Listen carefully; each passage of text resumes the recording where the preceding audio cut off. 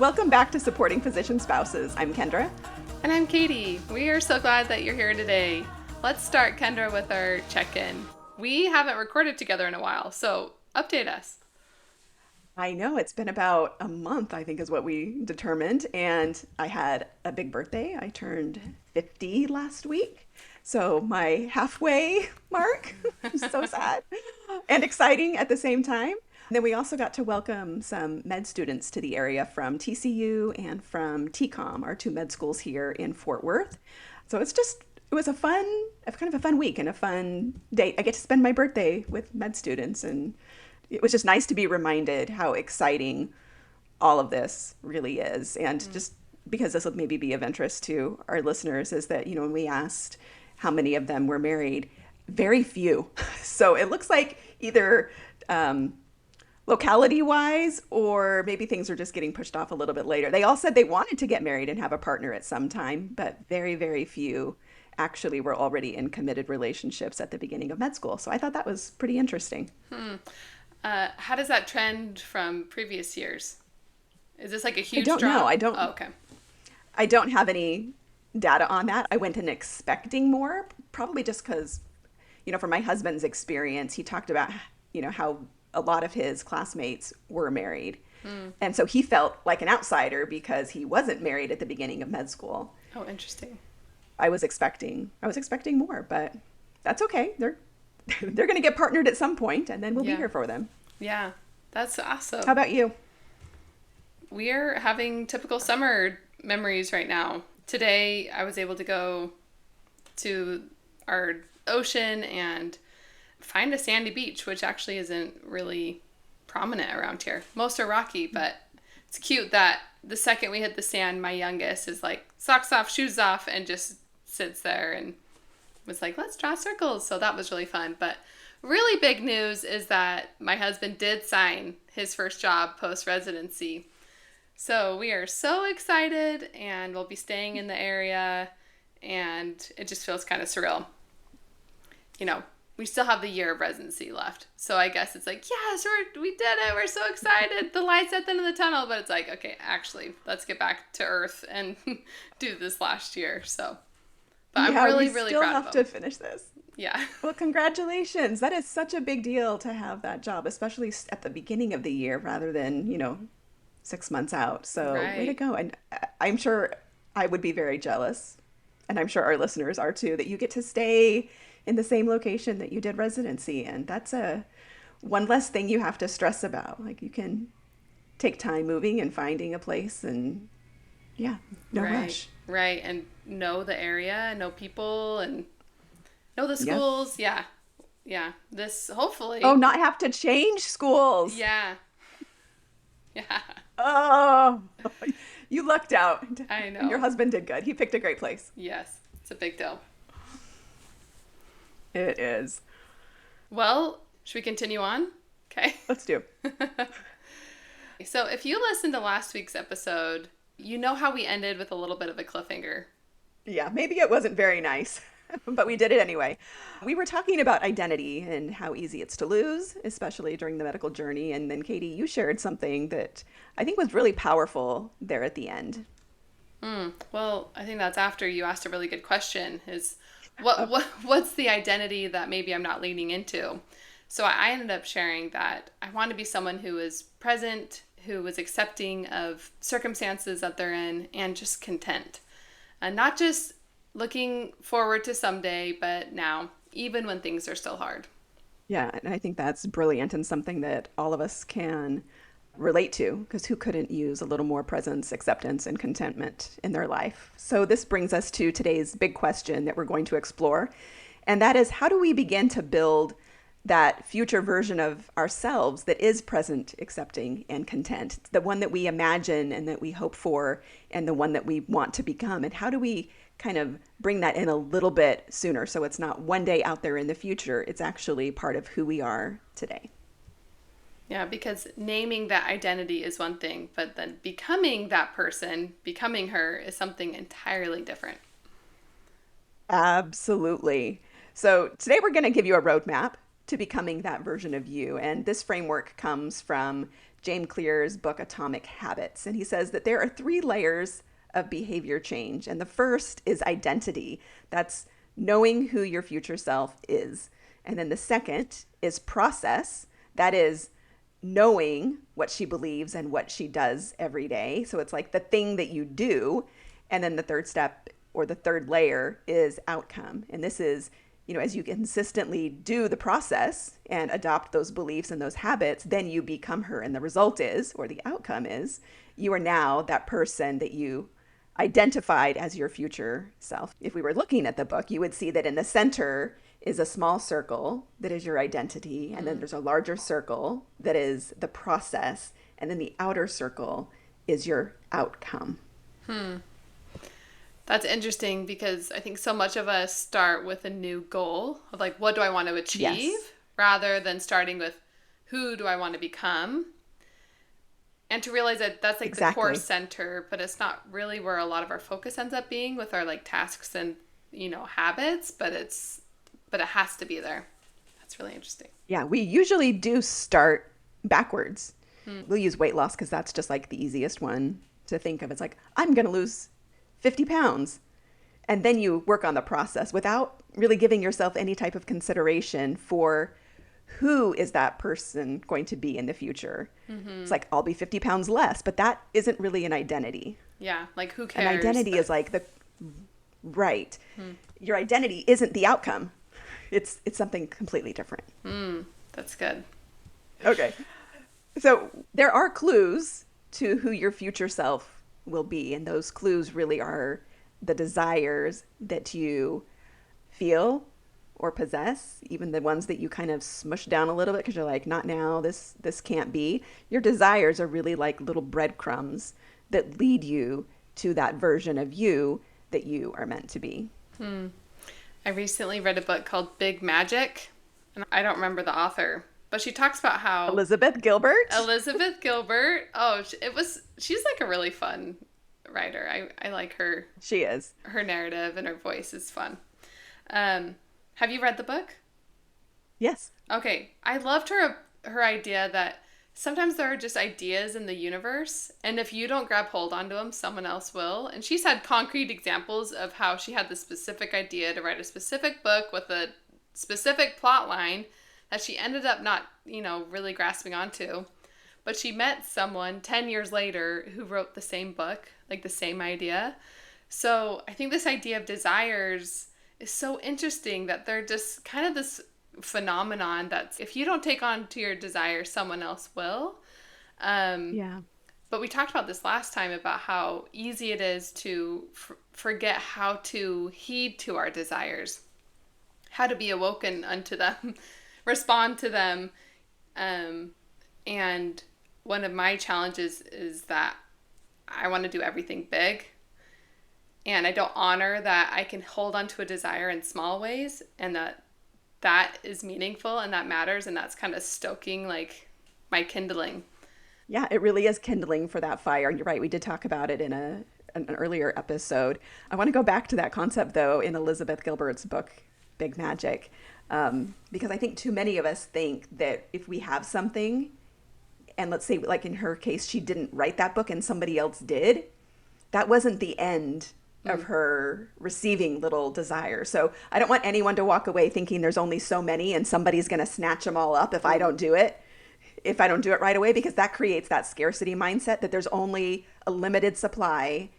And if I don't do it, it's going to go to somebody else, and then they're going to have the life that I want, or they're going to have the thing that I actually desire. And if we can think a little more abundantly, that we are all given lots of opportunities to experience desire, and that there isn't just one that is meant for us, but that they're all around us, and that our life is actually blessed when we take a hold of one and start moving towards it.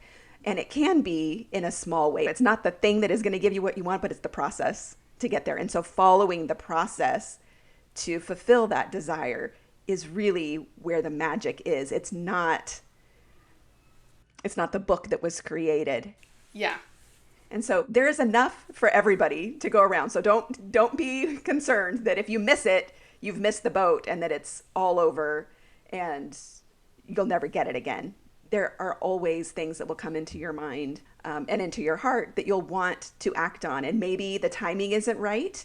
And so you might have to scale back a little bit and figure out, how do I keep this desire alive and still work towards it without going all in like I want to, because either the timing or my life circumstance isn't right. But how can I still keep it alive? What can I do that is small enough, that's doable, it's realistic, and yet still honors that desire so that I'm always still attached to it? Yeah, and I love what you're saying about scarcity, because every ad we like consume these days is all about scarcity. Yes, it is. Right? Like, you're gonna the miss time out. is crunching. Yeah. You're gonna miss out. Yeah. Or you already missed your boat. But that's definitely not true. I'm really glad that you clarified that, because there are really endless opportunities for us to dive into our desires, and, like you say, definite times and seasons for them.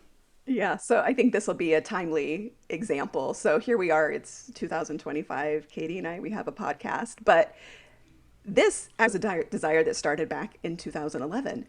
So it was my husband's 5th year of residency, and I had this crazy dream, and I don't remember if I've shared this on the podcast or maybe I just shared it with you or others, but I had that desire, like the fire was really starting to heat up, and I'm like, I've got to do something. I saw, myself, the experience that I was going through, and then I saw others who were also going through a similar experience, and I couldn't find anybody who was really talking about it in a meaningful way or that I wanted to talk about it. And so I started writing. I started writing an anonymous blog online, and not knowing from the moment that I did it what it would lead to. I felt compelled, like I felt like I had to do it. And so I wrote for years, but I did not know that that would lead to, I became a coach in 2018. So 7 years later, I became a certified coach. And then I started doing advocacy work. And then I started doing some research. And now this podcast dreamed of. But at that moment, when I first got that initial fire, you could say, I didn't know where it would go. I just knew that I had to follow it. And Yes. as I followed it, the next thing has always kind of become more clear. I could have been like, forget it, I don't have time to do this. And let's be honest, I probably didn't. I was pregnant with my 4th baby when I decided to start writing. It was probably not a good time.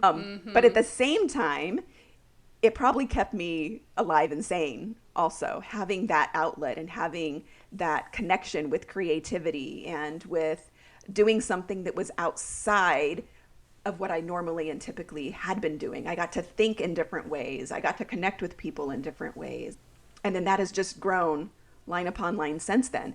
But I also had a really big break where I didn't do anything from about 2013 to 2018. So like 5 years where I don't know where this is going or what I'm doing, and just kind of threw my hands up and sat back a little bit and got some more experience and thought some more.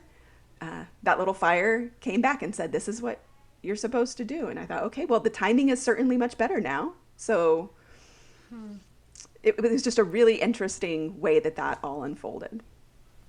That's interesting. And lately, there's a lot happening. End in sight with the end of training. My kid's getting a little bit older and more predictable. I can start to feel this desire of creativity starting to stoke again. I'm like, okay, like I'm here for it. I want to grab onto it. I'm not quite sure what that, next thing might be, but just dabbling in different projects like this one and some other things that feel really good. And sometimes it's the lack of clarity that I think hinders me from jumping in on something. And sometimes I can talk myself out of it. But right now I'm trying to just sit in this is exciting. I am feeling this creative energy in more abundance. And so I'm going to hang on and see where it takes us. Yeah, as you should. I'm glad that you point out kind of those obstacles that show up, because I think you can make a lot of parallels between following desire and like exercising faith. Like it's kind of the same process. Like you don't know where it's going to go. And all of us would like to be like, okay, I'll do it if I know that this is going to be successful, and I know that it's going to be well received, and I know I'll get lots of validation from it, or I know it will make lots of money. Whatever the thing is, you're like, if I could just know that, then I would be willing to take that next step. then I would be willing to invest in, going back to school or, whatever it is. But none of us get to know. But we are given Right. just these little clues that if we follow, have the opportunity to really make a difference in our lives. So I'm really proud of you for following your desires. Thank And you. it's going to be exciting for you, for us, for everyone to see where those desires lead. For sure. Thank Okay. you. Um, are you ready to make this really personal, Katie? Maybe. Let's see. Well, we're going to kind of walk through an exercise. And because you're the person who's here with me on the other end of the mic, it's going to be you who's going to kind of be standing in for our listeners. And so if you're Perfect. listening, you don't need a notebook, just your attention is work. We're just going to walk through a little visioning exercise using Katie as our willing participant and stand in for all of you. How does that sound? I'm in for it. Excellent. So here's the first question, Katie. What is one area of your life you'd really like to grow in right now? I think where my desires lending, it's like maybe in a more professional space. Um, but I also have a deeply rooted desire to adventure more, which for me looks like being in the outdoors, like we talk about, but camping more, being out on water, kind of like being a part of excursions. I have a friend going to Europe, I think just tomorrow, and she's there her agenda, and I was like, so fun. But I'm like, I kind of want to like do a bike tour around Europe, Hmm. like that kind of adventure. I love Yeah. that because it feels really balanced. You've got, on one hand, you're Mm. feeling like I want to be someone who's a little more professional or maybe in a professional space. And at the same time, I really value being outside. And so adventure is something that I really want to be a part of my life. And so that's a really nice, balanced two parts of your identity to hold on to. But we're going to keep going. Mm. So I Okay. want you to finish this sentence using the present Okay. tense. This is really going to help us picture your future self in this area of adventure and professionalism. I am someone who, and then complete the sentence. I am someone who, Um, a visual came to my head of just someone like just taking the leap, okay, like almost not throwing caution to the wind, but just that there's risk and also not doing. It's like just take the risk that my desires are leading me toward. okay. So I am someone who leaps. I love that. That's really good. So, for our listeners, if you haven't already, take a moment to name yours. You can whisper it, you can think it, or you can say it out loud. I am someone who. Now, this is the start of your identity shift. So, for Katie, you said, I am someone who takes big leaps and takes risks, we could say, toward their desires. So, we're going to build on that, Katie. And I Mm-hmm. want you to imagine that future version of you is already showing up. So if you can, yeah, you can close your eyes if you want, leave them open. We need to really Okay. create. So I'm glad that you said a visual kind of popped into your mind as you were thinking about, taking a big leap or being a risk taker towards your desires. We really want to build on that vision. So if you can see her, what is it that she believes?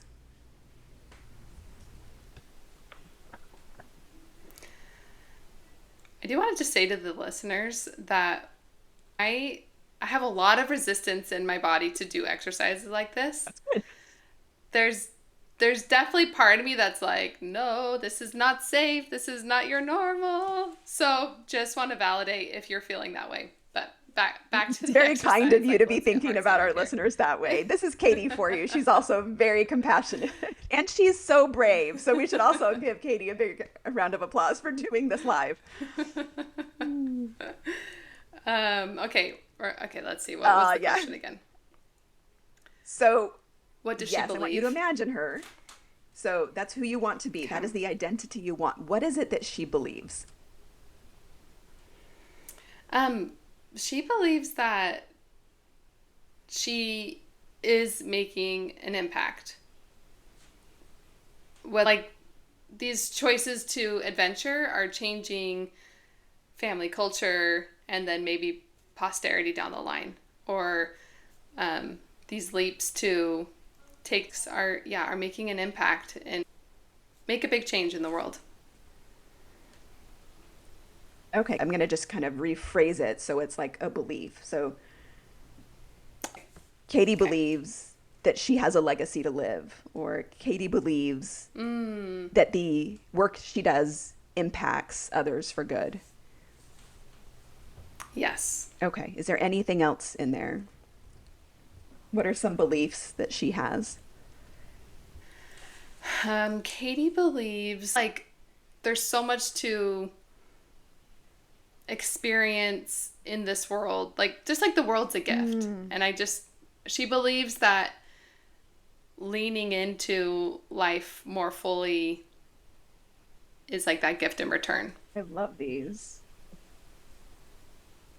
Really, those are amazing. And I'm sure for our listeners, if you've been able to write some of those down, which I highly encourage you to do, even though I said you didn't need a pen or a pencil, I wrote these down as Katie was talking because sometimes when a thought leaves our mouth and we hear it, that's the last time that Mm, we see it.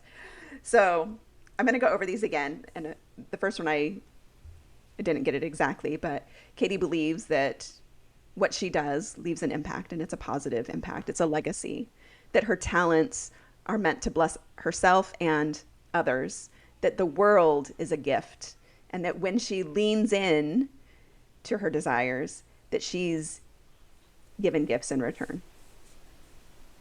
mm. How does that feel? That all lands.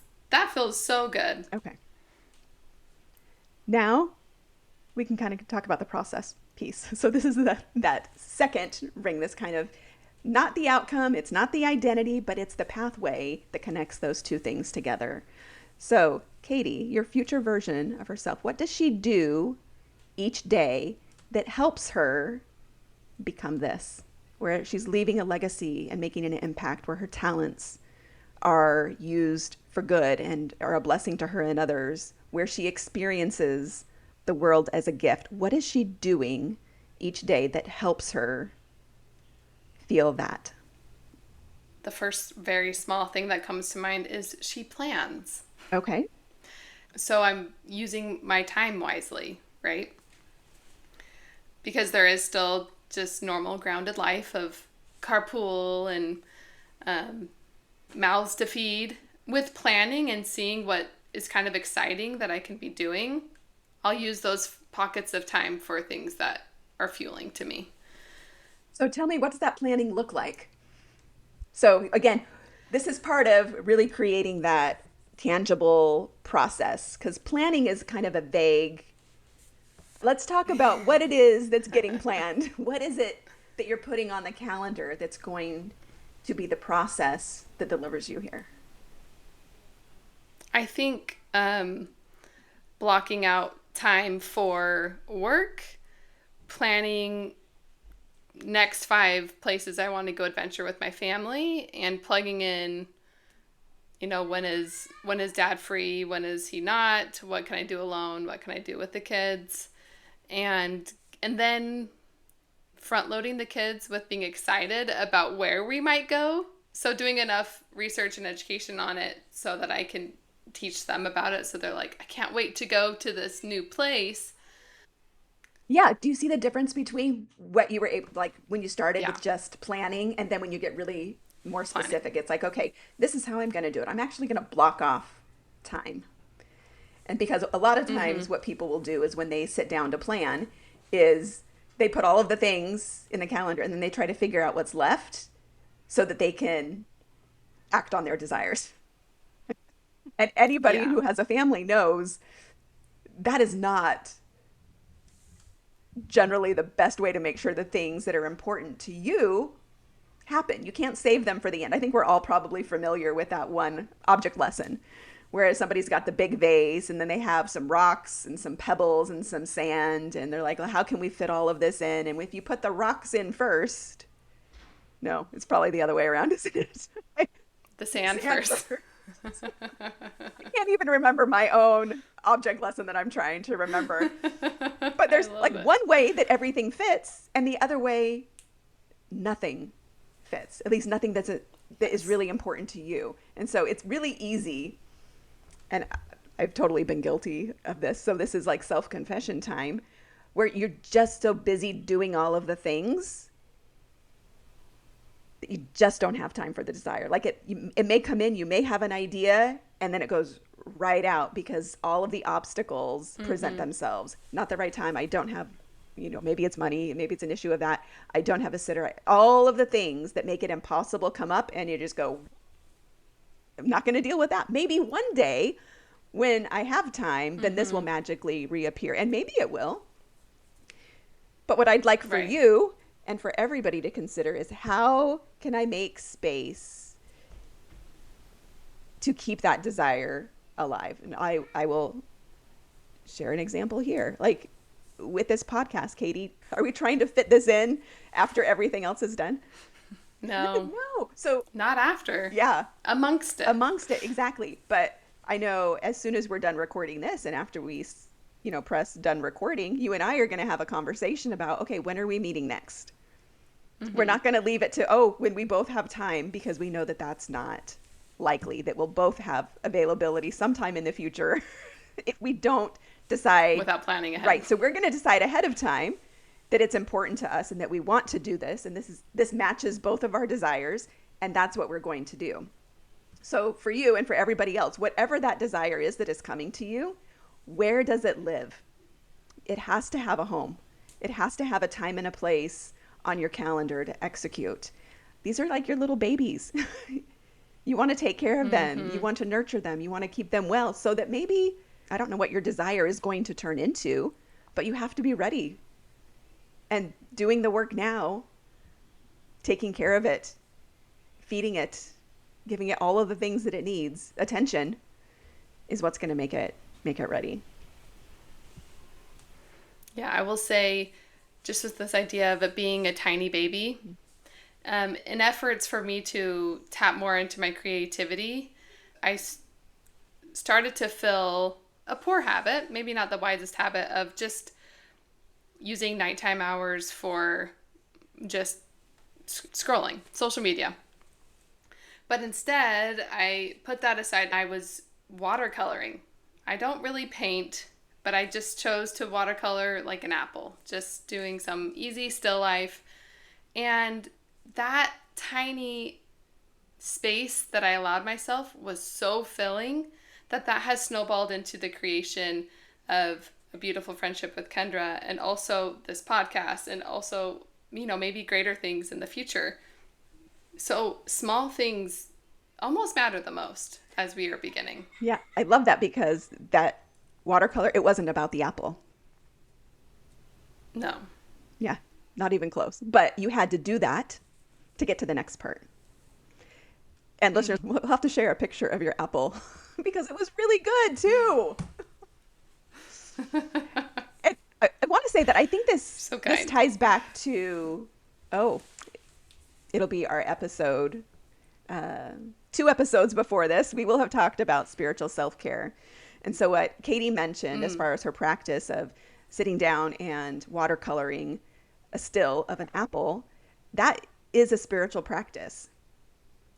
Being Mm. creative and using the talents that you've been given, especially when you're making that choice between do I want to sit on the bed and do I want to scroll, or do I want to use and develop my talents?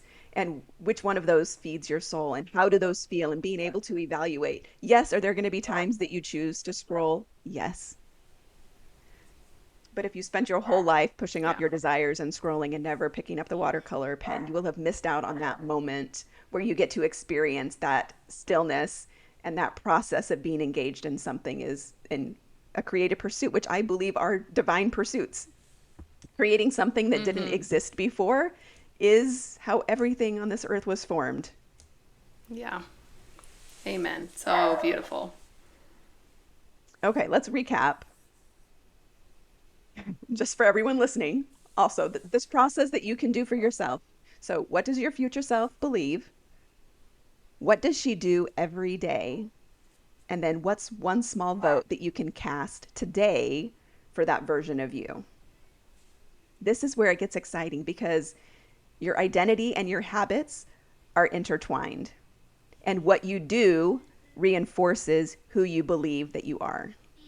Yeah, and even as if it's just the way that you like take time to be in your body, right? How do I feel as I'm breathing? Or is it just that one glass of water where you're trying to gain a better habit with your physical self-care? Or like we're turning off our notifications for an hour. It's just the smallest things.